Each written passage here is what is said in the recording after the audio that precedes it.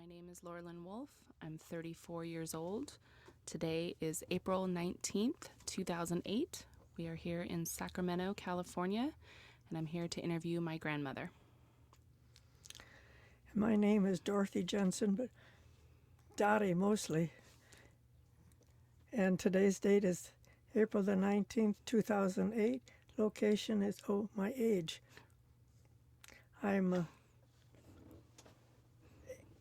5 months short of being 88 years old. And location is Sacramento, California. And I'm sitting here with my darling granddaughter. Yes. Okay, I'm going to start with asking you if you can tell me what your earliest memory is. Okay, you can't hear me. I was going to start by asking you, what is your earliest memory? Of my Being a child. having a great big black touring car and going on trips with my father. Took us all around, had a great big box on the back of the thing, and trying to find stuff to put in the box. But I was so fascinated. It was actually, I guess it would be considered a 9-passenger touring car, but that was the only car on the street. And of course, cars had only been in a few years, but that was one of my most impressive memories. Okay. And can you tell me a little bit about what your parents were like? Well, my mother was very quiet. She didn't like arguments. She was hardworking. My father was a jovial individual. He'd walk around the house. He always was singing. And he had a flair for dressing, which I think I inherited. Same with my brother Elton. We both have if this shirt, all your clothes had to coordinate and match. It didn't matter what. Okay. And can you tell me a little bit about or what your childhood was like? Just the atmosphere in your house, the configuration of your brothers and sisters. Well, as a child, I didn't have any brothers. I'm much, much older than they are. But my grandmother, paternal grandmother, lived with us in the wintertime because we lived in town. My father's 2 brothers lived out of town, had farms, and she went live with them in the summertime. But in the wintertime, she always stayed with us. And my mother's only sister had this little baby girl. Well, she had 4 boys, which my maternal grandmother took. But we took the little girl, and my grandmother would always favor her. She would walk downtown. She was on the tall side for those days. She was about 5'6" or 5'7". She walked like she had a stiff ramrod up her back, straight her shoulders back. She would buy these little lemon drops, and she'd bring them home in the bag.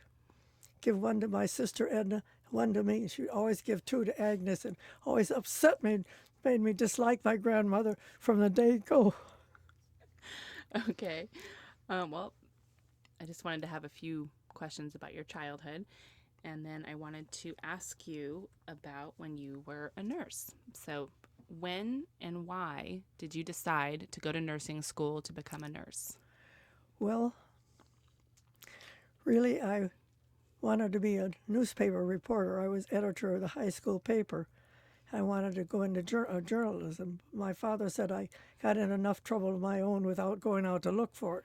So then my mother always wanted to be a nurse, but her parents wouldn't let her. I didn't know that at the time. But somehow I decided I wanted to be a doctor. But then I was a nurse. And the reason I wasn't a doctor, in training, the interns would always go in the bathroom and hide with, there was only 1 or 2 female doctors at that time, which was the late 30s, late 30s.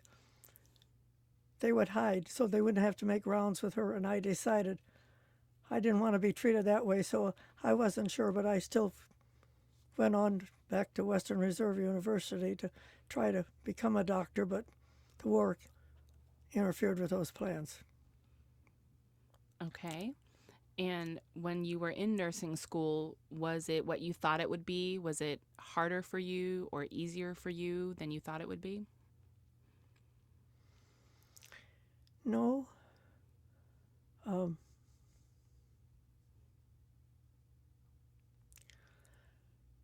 That is where I came to the conclusion that I had a photographic memory, that I memorized things that I had learned in high school.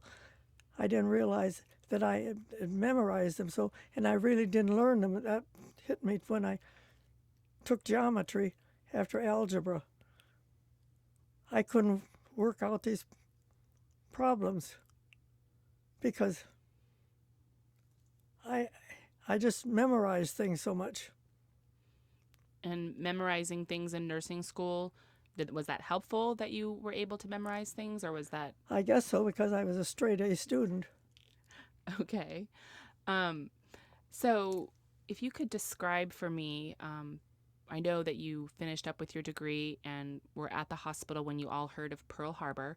If you could describe to me hearing about Pearl Harbor and the sequence of events that led to you getting on a ship. Yes. Well, when I first applied for the job at Lakeside Hospital, they'd asked me to sign something. And I really don't remember what I signed, but I wanted the job, and so I signed it. But then on Sunday, December the 7th, 1941, I was working on this real posh ward, and the Boston Symphony was being played throughout the music system. And all of a sudden there was dead silence, and everybody looked at everybody, because nobody but dared ever interrupt the Boston Symphony. And all of a sudden then the Japanese had attacked Pearl Harbor. Well, living that far in east, this was in Cleveland, Ohio, everybody looked around. Where was Pearl Harbor? They'd mentioned Hawaiian Islands. We'd all known, we know about that, but nobody knew where Pearl Harbor was. But then anyway, the next thing I knew, that we were all told we were to meet the next morning at 9 o'clock to this meeting. And that's when we were informed that we were automatically in the Army, right like that. And so I went home, and my father was horrified because my two brothers were very young, knew that it'd never be involved. He couldn't understand that his daughter was going to be was in the Army. And of course, I was not 22 years old. I was only 21. And he had to sign a paper that if anything happened to me, I could not get Army insurance, military insurance, because I wasn't old enough. And anyway, he kind of looked at me and said, well, what if I don't sign it? And I said, I've heard that I'm free, white, and 21. And I said, you better sign it, because I'm in the Army now. There's nothing I can do about it. But then, of course, he was proud as hell. He walked down the streets and he couldn't keep his chest down, because he was so proud that his daughter was a lieutenant in the Army Nurse Corps. And what was your mother's reaction to you having to go so far from home? Well, like I say, Mom was very quiet. I think she probably was in a state of shock, but she just let my father talk, and she didn't, although she was terribly proud of me. And did you make any special preparations, or like what types of things did you pack? Did your parents help you prepare to leave? What did you do? No, we, of course, this happened so fast. We all went overseas immediately. All was in civilian clothes. Well, those were the end of the Depression years. We didn't have that much to take anyway. Nobody had a individual no such thing as individual radios or something like that. I took my things home, which was an alarm clock and, a few clothes and things like that. You just didn't have that much. Okay, if you had to characterize how you were feeling, or how were you feeling? Were you excited? Were you... Yes, we were. We got on the train in Cleveland, headed for New York. And of course, we thought we were all heading for Europe until we bended around the bend of Florida. And I thought, this isn't the way to Europe. And we went through the Panama Canal, and I thought, we're going to the Pacific, because nobody had been it. I was in the first military convoy that went to the Pacific. And so there was soldiers and, I mean, not just medical staff on your boat. There was, Oh, or that's ship, right. pardon me.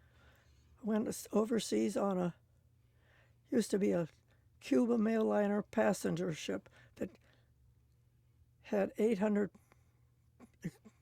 room for 800 passengers. We had over 3,000 troops and everything. We were put 3 in a room, 2 meals a day.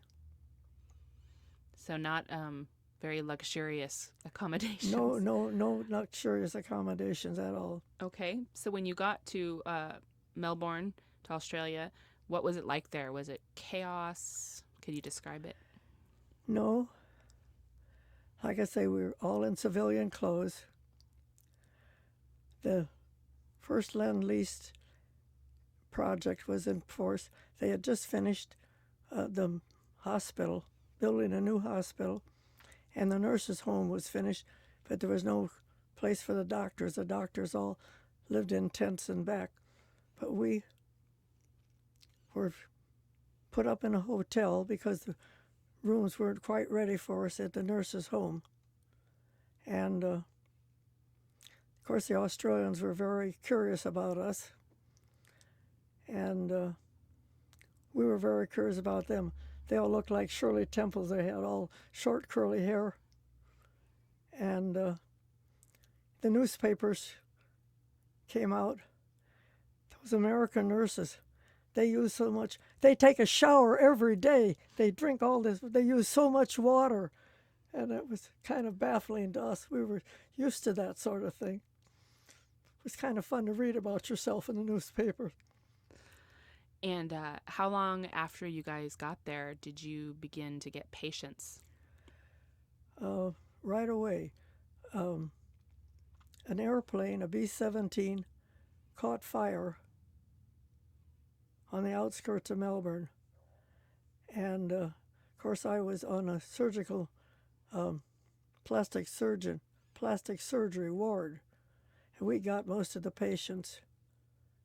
And they all survived, but they were badly burned.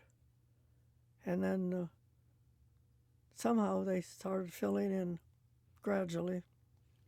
So given that this was 60 years ago and you're dealing with badly burned victims, I mean, what was the technology, for lack of a better way to say, what could you do for a burn victim back in 1941? Well, 42.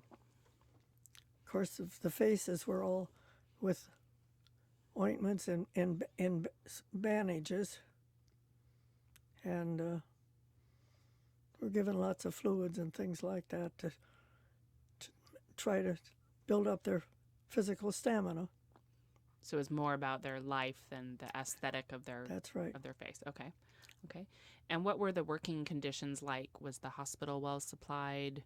I mean, once things were up and running, what was it like to work there? I mean, did you feel like you had everything you needed? Was it more...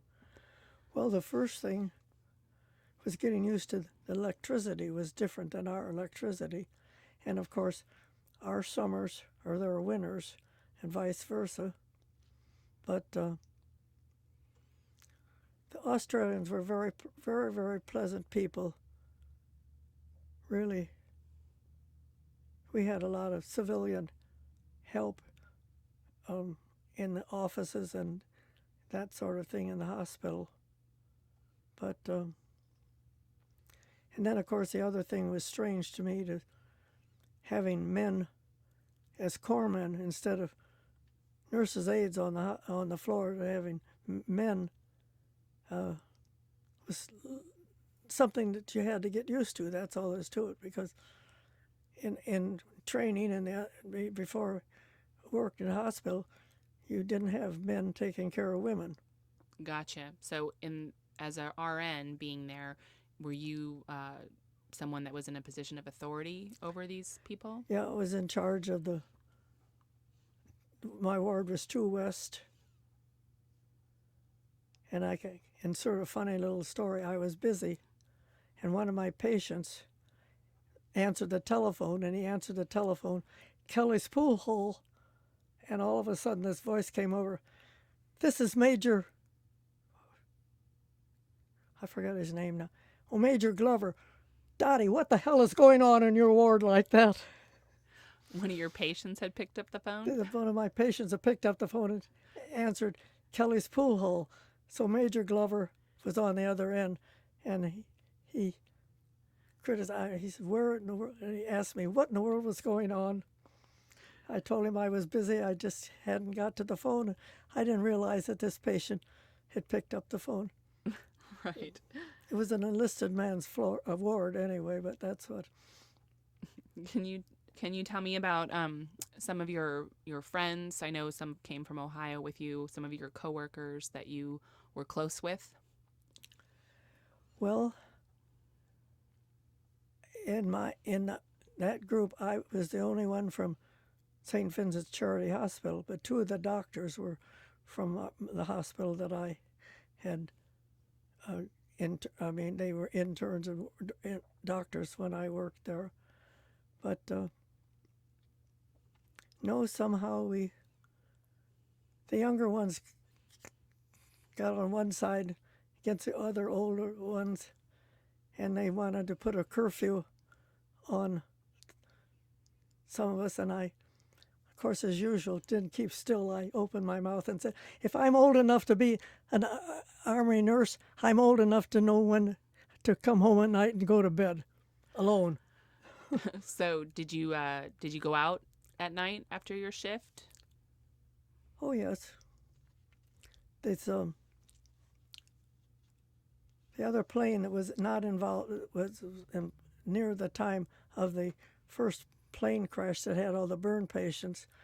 They were so glad to see somebody that spoke their language, even though you could understand the Australians, but the lingo, the dialect, But anyway, we all became friends and kept going out together like that. What types of places were there for you to go out to? Mostly restaurants and the theater. Okay. And what other types of things did you do for fun? I actually remember a story you had told me once about how you hitched a ride, shall we say, on a plane that you shouldn't have been on. Well, no, everybody went off on R&Rs, and so a couple of friends were going up to Brisbane, and of course nobody had any money to. But anyway, this Navy Admiral plane, this other Navy lieutenant that I was dating, he got me on the Admiral's plane, and that's how I got up to Sydney and then Brisbane. Okay, I think I remember another story maybe about, I think you guys called it the booze plane, when they would run for supplies. It was a story you told me a long time ago about the plane would go get stuff from the mainland. Maybe it was when you were on one. Yeah, that was mostly when we were up in New Guinea. In New Guinea, okay. They would fly the plane back down to the mainland to get the liquor plane, buy some liquor. Because in those days, there wasn't even a commissary or anything. I didn't even have any access to Kotex. My mother had to send me that. And if the mail didn't get through, I was in deep doo-doo. Right. The story I remember in particular was something about you guys flying by the bridge. Well, that's true. This one day they decided it'd be kind of fun to fly under the Sydney Harbour Bridge. you've all seen pictures of the Sydney Harbor Bridge. But anyway, I didn't know any better, so I went along with them. And then, of course, we were stopped. And somehow they all covered up for me. I mean, as far as the interviewers go, they were all old Army Air Corps people. They didn't know there was any Army nurse on the plane at all. But Do you have any other stories you'd like to share with me about things you guys used to do to blow off steam or have fun, relieve the tension?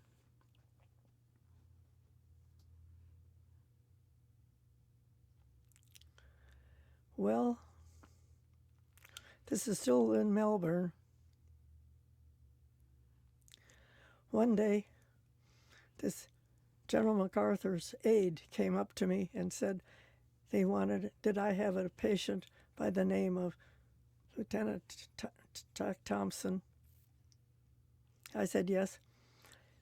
The general wanted to interview him. Could I make arrangements? Was he in a private room, or could I make room that he would be in a room alone for the interview? And he was going to be interviewed because they were going to court-martial him. And I asked why. Because he flew a plane out of Corregidor. Well, after the interview, when General MacArthur came up to me and thanked me, and then I said, why in the world why would you consider court-martialing him? I said, what did he? I said, we lost so many planes. He bought the only plane that could land in Australia. And the general's reply was, because he did not have permission to take the plane out of. And I said, my God, I'm sorry I'm in the Army. I said, this is a disgrace. I mean, if this is what the Army stands for, I'm sorry I'm in it because I highly disapprove. So you gave and General I forgot to say sir to him, too. So you gave General MacArthur the business. That's right. Good times. Can you tell me what either the worst injury you ever saw, or maybe the most intense shift that you ever had? Well, can we turn back into this first plane that was burned so badly? This little boy from Indiana, I can tell you his name, but I don't know whether I should or not. But anyway, he was so badly burned that you could find his eyes, and that was all you could find to his face. But he never complained, and he was my little pet patient. I mean, I made sure that his bandages were changed every day, and if there was an extra goodie, which were few and far in between, I made sure that he would get it. Okay. And when you had to face, injuries like that boy or an intense shift, or did you handle it the way that you thought you would? Or was it more overwhelming for you than you thought it would be? No, because in training, my first day in surgery, I had to hang on to, and they used a regular saw to saw. It was a leg amputation, and everybody passed out. I didn't pass out. Somehow I managed, but I was horrified. But I was probably more fascinated that they used a regular saw like my father sawed the limbs off a tree. They used that. Of course, it was sterilized, but to saw a leg off with a regular saw just blew my mind wide open. Yeah, it does blow the mind. In the time that you served, what was the hardest thing you ever had to face, the most challenging, and the most rewarding?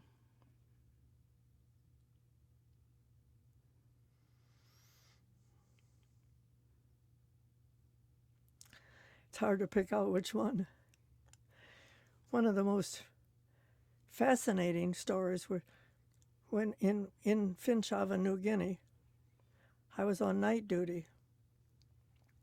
And night duty was only from 11 to 7 because you couldn't sleep during the daytime, and night duty was only 1 week long. But I went over to the movies at 7:30 because I didn't go on duty till 11 o'clock. And as I got in the theater, everybody kept saying, "Dottie, you got a Jap on your ward. Dottie, you got a Jap on your ward." So when I went on duty at 11 o'clock, and sure enough, I walked in to this bed. The first thing, he was way over 6 feet tall, which didn't fit my mind of any Japanese. They were all short. But anyway, the orders were to give him a sleeping pill. And I had the sedation in my little cup to give him, and he shrugged away. And of course, neither of us could communicate, and I was miming by putting my hands near my head, saying, "Won't hurt you, just help you to sleep. It'll just help you to sleep." He wouldn't take it. So I called one of the corpsmen. I said, "Hold him down." I held his nose open, his mouth, dumped the pill down his throat, and he took the pill. That was my last night on duty. On night duty. And he had 2 days off to catch up and sleep before he went back on day duty. When I walked on the floor a couple of days later, I could just sense everything was tense. I could sense something was wrong.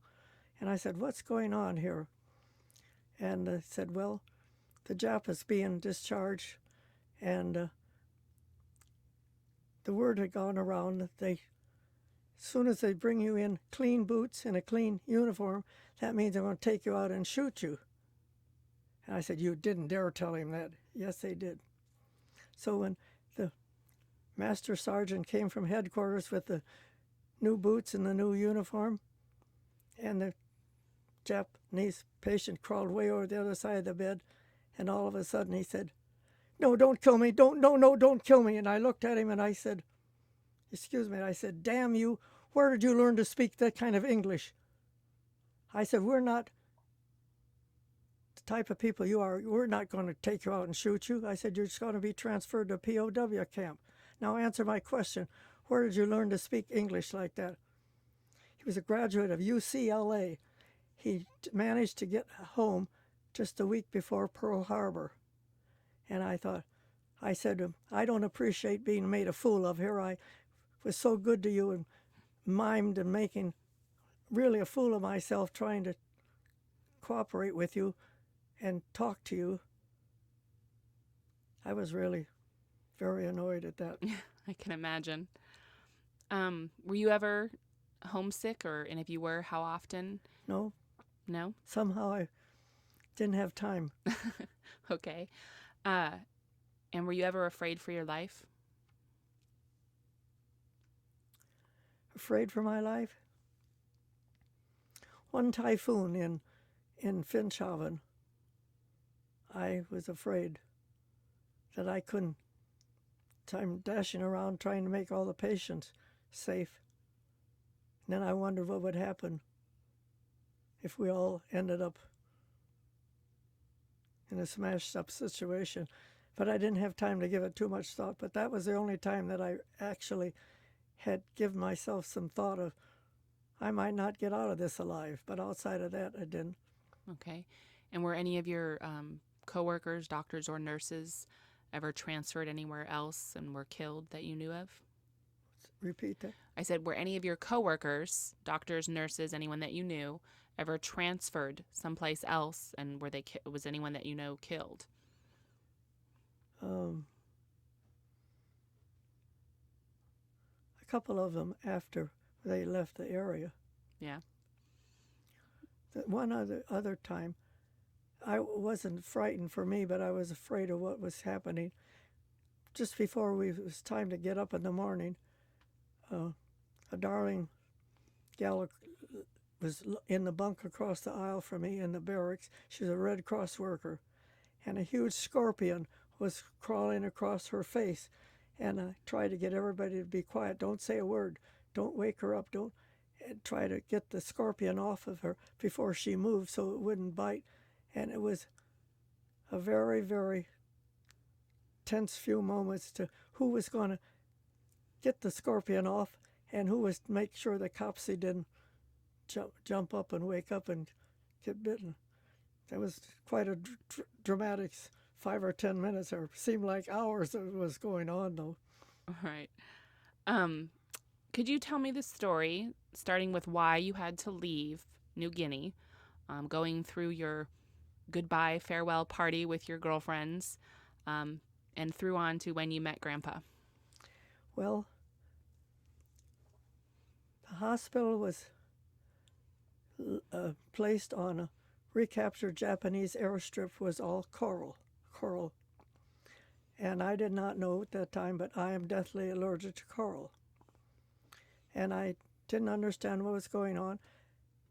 Because I was a charge nurse, I could make my own hours.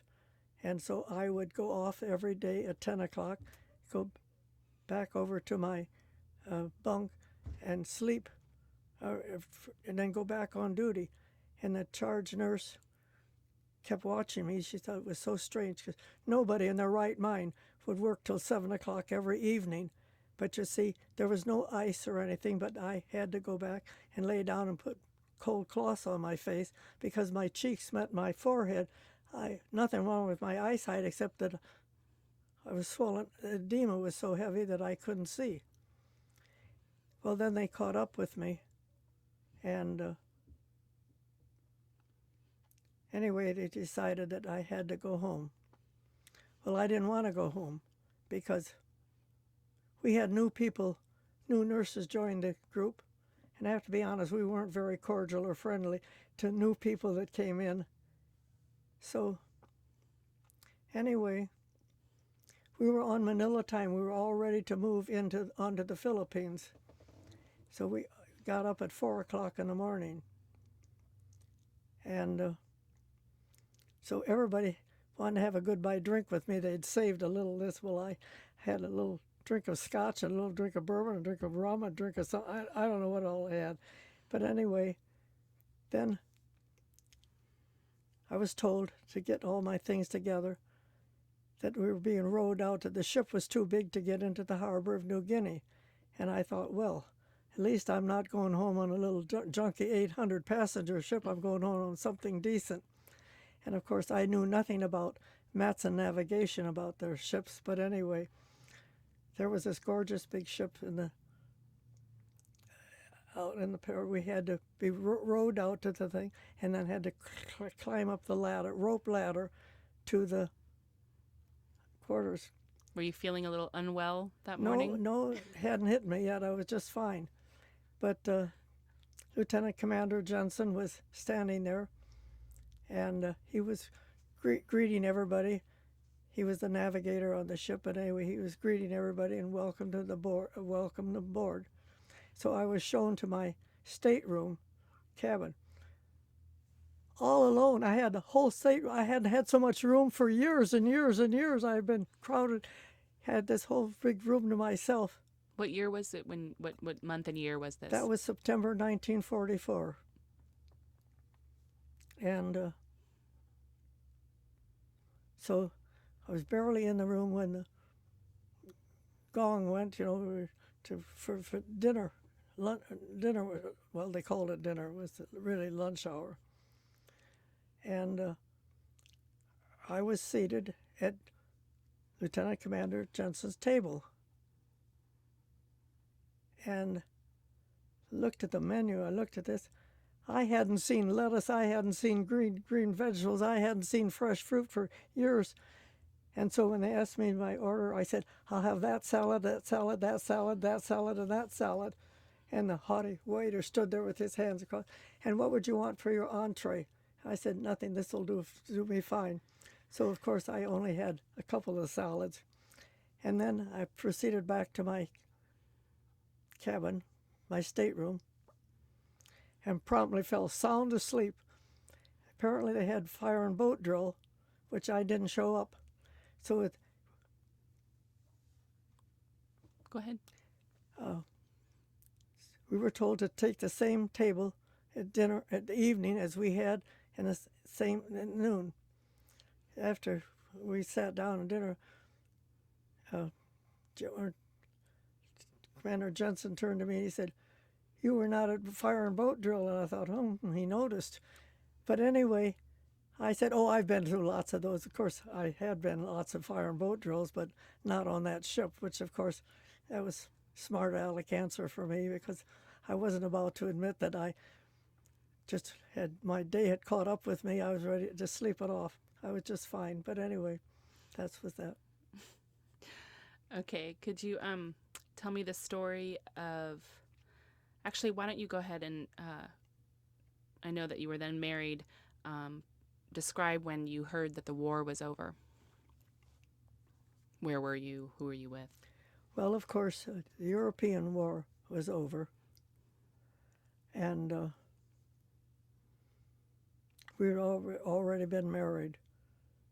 I was already married and living in San Francisco, and of course, I was out of the Army in those days. You got pregnant, out you went. They didn't accept married couples in those days. But my brother-in-law, Christy's father's ship was down in San Diego, and he came up to the Bay Area because it was Mrs. Jensen's birthday. It was the 17th of August. And then I was to take him to the Oakland Mole to catch the train back to San Diego. And Beverly, his wife, Christy was a baby, and she was coming back to the apartment in San Francisco with me. There was so much chaos. We stopped in Oakland to Annie Elsa's house to say hello, and that's when we heard that the war was over. So much chaos. It took me 1 hour and 45 minutes just to cross the Oakland Bay Bridge into San Francisco. And all these drunken sailors were climbing on the car, and Beverly was getting so excited and upset, and I just told her to be quiet. I leaned out the window and said, hey, bend a little bit this way, bend a little bit that way, just so I can see, so we don't all get creamed. But let me see where I'm going. And I finally got back to the apartment in San Francisco. Then I did the unforgivable thing. We did not have a garage for the car at that time. We were in line to get one, but I pulled up in front of the apartment, and instead of pulling ahead and backing into the place, I pulled right in the guy that was pulling out. And of course, he was very upset with me, and I forgot for a moment, and I said, just move it out, Sergeant. I forgot that I was no longer in the Army. Anyway, they were burning everything down in San Francisco, and I was going to have my car parked right in the front of the apartments. I told the police officer that came by, I said, I live here, and I said, I've got to keep an eye on the car. So he had the other fellow move out. But Okay. win a few, lose a lot. Absolutely. So, what would you say you're most proud of in your life? What? What are you most proud of in your life?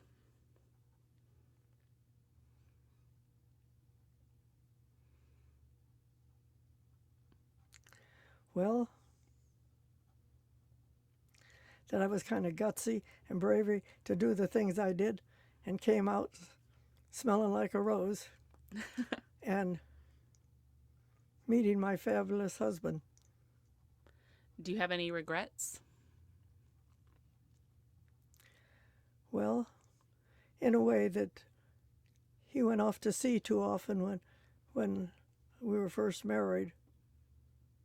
That my darling little daughter never had any trouble. It seemed like the ship would only get as far as the Golden Gate Bridge when she would get sick with something. And I didn't know anybody in California. And the time of the year that it was in the fall, I wasn't used to. I couldn't understand what was wrong with me and what it was. I missed the seasons. I came from the east where it was hot in the summertime and the fall was different. And in Hayward, California, where we were living,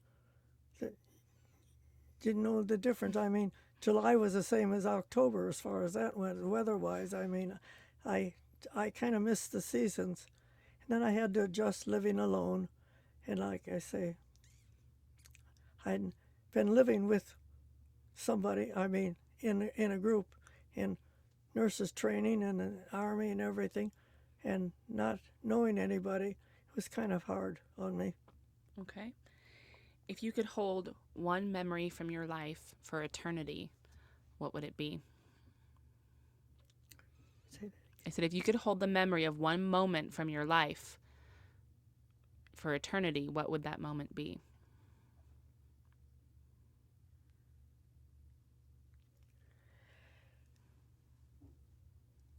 It would be, Jim and I, we were coming back to California from a trip in Ohio, and as we were getting near the Grand Canyon, Jim reached in and got a cassette, and as we came around the curve to Grand Canyon, put on Vertigo Grace on the trail, the Grand Canyon Suite.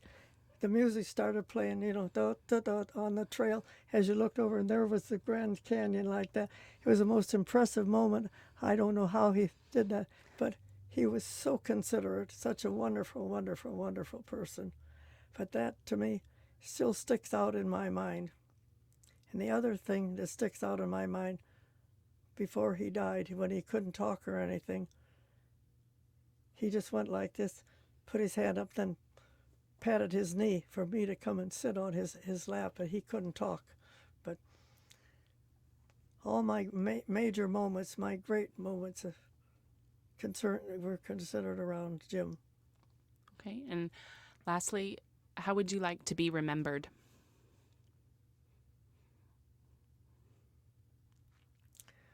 Well, it's hard to say now, but I was a terribly organized person. Everything had to go just so, or forget it, But anyway, I tried to be more adaptable. As my husband always said, you were perfect in everything except you couldn't adapt to change. And I was slow to adapt to change. Everything went along. But, there were a lot of great moments in my life. I don't regret anything. I've lived a very exciting life as far as I'm concerned. I've met a lot of wonderful people. I've learned to be more adaptable. Yes. And, as you get older, things don't bother you anymore. Okay. If we have another second, if you just have a favorite memory of Mom.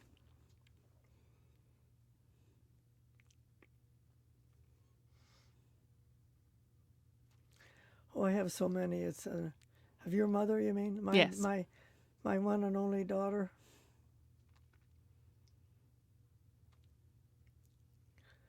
Well, I think one of the most impressive things that she had said to me when we were living in the apartment in Cherry Hill, New Jersey, and she was bringing your father, Dick, to meet us for the first time. And we were getting ready to go to the airport to pick him up, and she said, I'll have you know, he is a full lieutenant, not even a JG or an ensign. He's a full lieutenant, Mommy. And it was so great of her that she was so proud of him like that. But and also that same day, she had never been in the apartment before. We had the table set before, so we got back from the airport to get dinner ready. And I put 2 wine glasses down, and she said, where do you keep your glasses? So she got 2 more glasses and set them one for her. And then I wanted to know what kind of dressing she would like on her salad. She was going to have a blue cheese salad. And I thought, I don't know this guy, but I like him already because he's converted her to all the things that I couldn't convert her to. But it was very interesting. Look forward to meeting him. Thank you.